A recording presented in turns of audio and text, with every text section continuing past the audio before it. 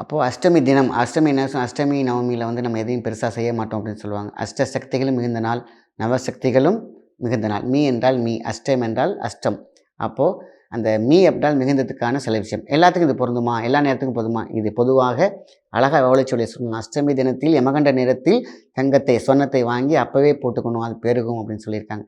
So முன்னோர்களின் வாக்கு என்றைக்குமே வந்து பார்த்திங்கன்னா தப்பாகாது. முன்னோரின் வாழ்க்கையை பின்பற்றி தான் நிறைய விஷயம் எழுதி வச்சுருக்காங்க. ஸோ பொன் பொருள் சேர்க்கை, வாகன சேர்க்கை, பங்களா இந்த மாதிரியான விஷயங்கள் பெருசாக நம்ம யோசித்தாலும் அடிப்படை தேவைக்கு அப்படின்னு பார்த்திங்கன்னா இன்றைக்கி வந்து பார்த்திங்கன்னா தங்கம் தேவைப்படுகிறது. ஒரு கல்யாணத்துக்கா, விசேஷத்துக்கா எல்லாத்துக்கும் தங்கம் தேவைப்படுது. அப்போது ஸ்வர்ண தேவதையின் அருளும் பொருளும் கண் பார்வையும் அன்பும் மிகுந்து நம்மக்கிட்ட இருந்துச்சுனாக்கா வற்றாத ஜீவநதியாக தங்கம் நம்மக்கிட்ட நிற்கும். அப்போ தங்கம் என்ற வார்த்தைக்கு என்ன அர்த்தம்? தங்க வேண்டும், தங்கணும், வீட்டில் ஐஸ்வர்யம் தங்கணும், அதாவது எல்லா கடாட்சமும் தங்க வேண்டும். அதனால் தான் அது தங்கம்.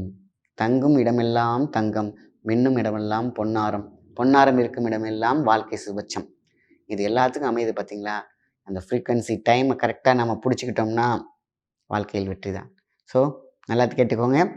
அஷ்டமி தினத்தில் யமகண்ட நேரத்தில் பொட்டு தங்கமாவது வாங்கி கொஞ்சோண்டு போடணும் அப்படின்னு சொல்லியிருக்காங்க. ஸோ தங்கத்தை வாங்கி உடலே நம்ம உடலில் மின்னத் தொடங்கிவிடும் வாழ்க்கை. இதுதான் வந்து பவுன் சேர்கிறதுக்கு, தங்கம் சேருவதற்கு ஸ்வர்ணலட்சுமி, அஷ்டலட்சுமி எல்லாம் சேர்ந்து கொடுத்தக்கூட ஒரு ஃப்ரீக்வன்சி டைம் அந்த நேரம். ஸோ இதை நம்ம பயன்படுத்திக்கிட்டோம்னா செஞ்சு பாருங்கள். இது கைகண்ட ஒரு உண்மை. இந்த நேரம் பொன்னான நேரம், பொண்ணுக்கான நேரம், பெண்களுக்கான நேரம். நல்ல விஷயத்தை மற்றவங்களுக்கு ஷேர் பண்ணுங்கள். நன்றி, வணக்கம்.